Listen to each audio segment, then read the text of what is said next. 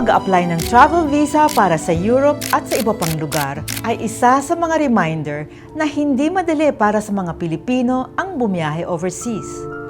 Maraming requirements at stressful ang proseso, lalo na ang paghihintay.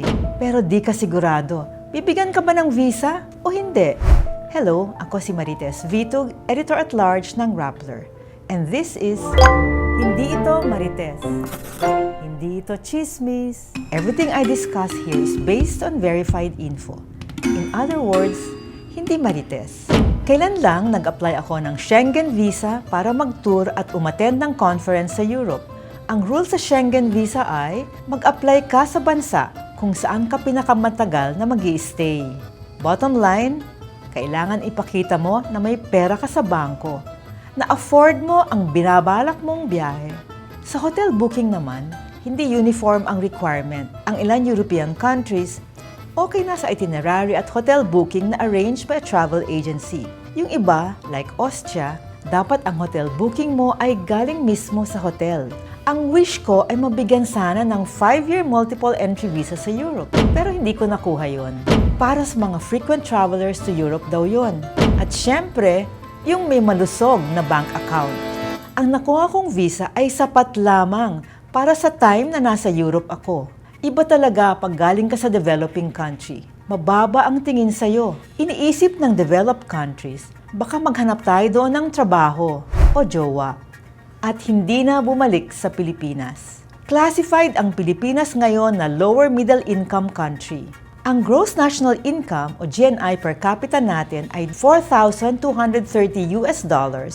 as of 2023. Ang GNI ay ang dollar value ng income ng bansa sa isang taon divided by its population. Ang GNI per capita ng kapitbahay natin, Singapore ay, take note, $118,710.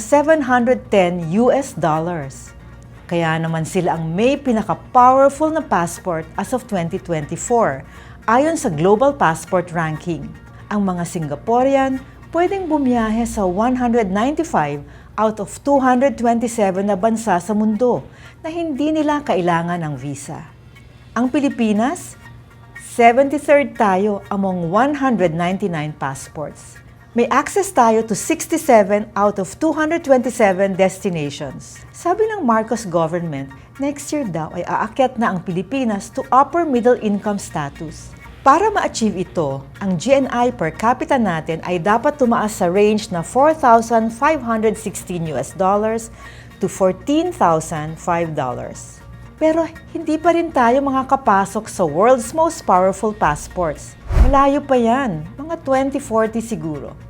Hopefully. Sabi ng NEDA, 16 years from now, malakas na daw ang middle class natin at kakaunti na lang ang mahirap. Well, libre namang mangarap, no visa required. Para sa iba pang trivia videos kagaya nito, sundan ang Rappler sa YouTube, Facebook, X, Instagram at TikTok.